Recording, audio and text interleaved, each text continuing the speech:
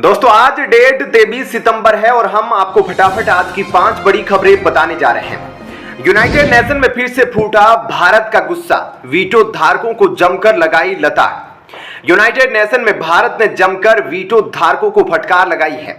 भारत ने यूएनएससी सभा में सवाल किया है सीधे सीधे कि आखिर United nation security council world के सिक्योरिटी पर काम करती है तो क्यों यूक्रेन जैसा युद्ध अभी भी हो रहा है। इसके अलावा आज भारत के कश्मीर वाले हिस्से में निर्दोष जवानों को आतंकियों द्वारा मारा जाता है।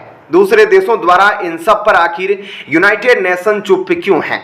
इसका जवाब उन देशों को देना चाहिए जो यूनाइटेड नेशन में परमानेंट मेंबर है और वीटो धारक है, जिसमें ब्रिटेन, चीन, रूस, अमेरिका, फ्रांस है। यूक्रेन युद्ध जारी रहने के मद्देनजर भारत ने कहा कि अंतर्राष्ट्रीय समुदाय को यह सवाल करना चाहिए कि संयुक्त राष्ट्र की मुख्य डिपार्टमेंट सुरक्षा परिषद आखिर यूक्रेन संकट को सुलझाने में क्यों पूरी तरह से असफल रही, जबकि अंतर्राष्ट्रीय शांति एवं सुरक्षा बरकरार रखना उसकी प्राथमिक जिम्मेदारी है। इन सब के अलावा भारत इसीलिए भी नाराज है यूनाइटेड नेशन सिक्योरिटी काउंसिल से क्योंकि भारत आज प्रबल दावेदार है वीटो पाने के लिए, लेकिन कुछ दुश्मन देशों की वजह से भारत के वीटो पर मुहर नहीं लगती है। अगली खबर की बात करें तो कनाडा की पीएम द्वारा की गई एक गलती के बाद भारत ने भी अब कनाडा के खिलाफ एक से बढ़कर एक बड़ा और तगड़ा कदम उठाना शुरू कर दिया है। इसी कड़ी में भारत ने एक बड़ा ऐलान कर दिया है और कह दिया है कि भारत में कनाडा के नागरिकों की नो एंट्री, यानी कि अब कनाडा के नागरिकों के लिए भारत ने वीजा अनिश्चितकाल के लिए बंद कर दिया है। ऑल कनाडा में वीजा क्षेत्र को संचालित करने वाले BLS इंटरनेशनल ने इस खबर की जानकारी अपनी वेबसाइट के द्वारा देकर पूरे कनाडा में खलबली मचा दी और उन्होंने अपने नोटिस में साफ साफ बताया है कि भारत की तरफ से महत्वपूर्ण सूचना है कि कुछ कारणों की वजह से भारत की वीजा सेवाएं 21 सितंबर से अगली सूचना तक बंद कर दी गई है और यह जानकारी भारत की तरफ से आई है। ऐसे में इस नोटिस में साफ तौर पर सारी बातें बताई गई है और कोरोना काल के बाद ऐसा पहली बार हुआ है जब भारत ने किसी देश के नागरिकों के लिए वीजा सेवाओं को बंद किया हो। भारत ने ऐसा इसलिए किया है क्योंकि भारत का कहना है कि पाकिस्तान का जो ISI संगठन है वो कनाडा में बैठे खालिस्तानियों को फंडिंग प्रोवाइड कर रहे हैं और वे साथ मिलकर भारत के खिलाफ एक बड़ा टेरर अटैक प्लान कर सकते हैं।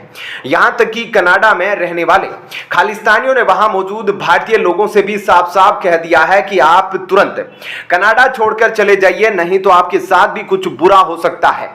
ऐसे में अब भारत ने बड़ा कदम उठाते हुए कनाडा के लोगों के लिए वीजा सर्विसेज को ही बंद कर दिया है और यह काफी बड़ा कदम है जो यह दिखाता है कि भारत और कनाडा के संबंध अब बिल्कुल निचले स्तर पर जा चुके हैं और ऐसा इसलिए किया गया क्योंकि कनाडा में मौजूद खालिस्तानी या कोई भी टेररिस्ट भी इस समय भारत का वीजा लेकर भारत में आसानी से एंट्री कर सकता है और भारत में आकर वह किसी बड़े हमले को अंजाम दे सकता है। इन्हीं सब बातों को ध्यान में रखते हुए भारत ने इतना बड़ा फैसला लिया है और कनाडा के खिलाफ यह कदम उठाया है। ऐसे में एक तरफ जहां भारत कनाडा के खिलाफ सख्त कदम उठा रहा है तो वहीं दूसरी तरफ अमेरिका इस पूरे मामले में अपना रंग बदलता नजर आ रहा है।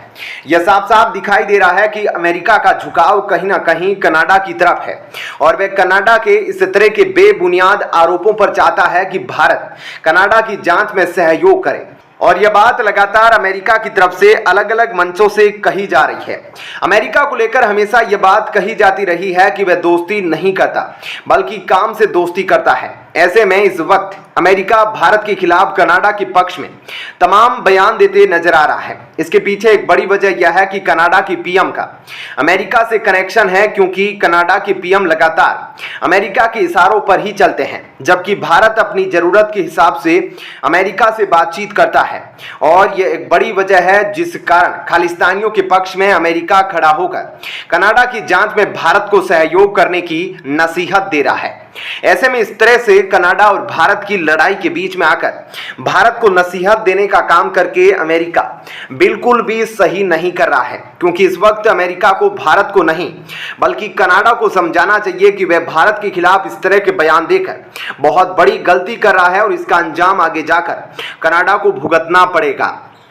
अगली खबर की तरफ चलते हैं दोस्तों। POK पर भारतीय सेना की तरफ से हलचल तेज हो गई है। क्योंकि दुश्मनों को खत्म करने के लिए अब भारतीय सेना पीओके पर अपना महा हथियार लेकर उतर गई है। यह हथियार अकेला ही पाकिस्तान को मौत की नींद सुला सकता है, क्योंकि 7 किलो का यह हथियार परमाणु बम से भी ज्यादा खतरनाक है। जी हां दोस्तों, भारत एक बार फिर से बदला लेने के लिए आगे बढ़ चुका है, और ऐसा इसीलिए क्योंकि जम्मू कश्मीर के अनंतनाग में पाकिस्तानी आतंकियों ने जो बड़ी गलती की है उसकी सजा अब भारत उसे देने वाला है। इसलिए भारत ने पाकिस्तान को मुंहतोड़ जवाब देने के लिए अपने कमांडो फोर्स उतार दिए हैं, और दुश्मन को सबक सिखाने के लिए इन कमांडोज के हाथ में है सबसे आधुनिक और खतरनाक हथियार कारल गस्टफ। सबसे पहले हम आपको इस हथियार के बारे में बता देते हैं कि यह पाकिस्तान और चीन पर कितना भारी पड़ने वाला है। कारल गस्टफ नाम का यह हथियार बेहद अजीब तरह का है, जिसे दुश्मन लाख कोशिशों के बाद भी नहीं समझ पाते। यह बेहद ही खौफनाक हथियार है, और यह हथियार भारत खुद बनाता है। इसलिए यह हथियार बाकी देशों में बनने वाले कारल गस्टफ से काफी ज्यादा खतरनाक बन चुका है। यह एक परमाणु बम की तरह काम करता है, यानी कि 7-8 किलो का यह हथियार इतनी तबाही मचा देता है जितना एक परमाणु बम मचाता है। यह ऐसा हथियार है जो एक ही इक्विपमेंट से कई तरह के रॉकेट दागकर भारत के दुश्मनों में खलबली मचा देता है। यह कंधे पर रखकर फायर किया जाने वाला हथियार है, और अब भारत इसका सबसे एडवांस वर्जन तैयार करने वाला है, जो कि बेहद खतरनाक साबित होगा। कारल गस्टफ M4 अब भारत बनाएगा, लेकिन इससे पहले M3 को भारत पहले ही बना चुका है। इस हथियार को भारत ने पहले उन जवानों को दिया था जो चीन के बॉर्डर के पास तैनात हैं, लेकिन अब पाकिस्तान की हरकतों को देखकर भारत ने इस महाविनाशक हथियार को LOC पर तैनात कर दिया है।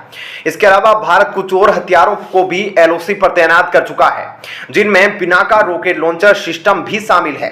यानी कि भारत अब पाकिस्तान को सबक सिखाने के लिए पूरी तरह से तैयार हो चुका है, और भारत अब लेजर वेपन्स को भी सीमा पर तैनात कर रहा है, क्योंकि भारत जानता है कि दोनों दुश्मन यानी कि चीन और पाकिस्तान से एक साथ कैसे निपटते हैं, और भारत अब इसके लिए पूरी तरह से तैयार है। तो दोस्तों, इन तमाम खबरों के बारे में आपकी क्या राय है, हमें कमेंट सेक्शन में जरूर बताएं। धन्यवाद, जय हिंद। दोस्तों, आज डेट 21 सितंबर है, और हम आपको फटाफट आज की 3 बड़ी खबरें बताने जा रहे हैं। दोस्तों, सबसे पहले तो अब भारत अपना एक ऐसा ड्रोन दुनिया के सामने लेकर आया है जिसे अब तक अमेरिका भी नहीं बना पाया।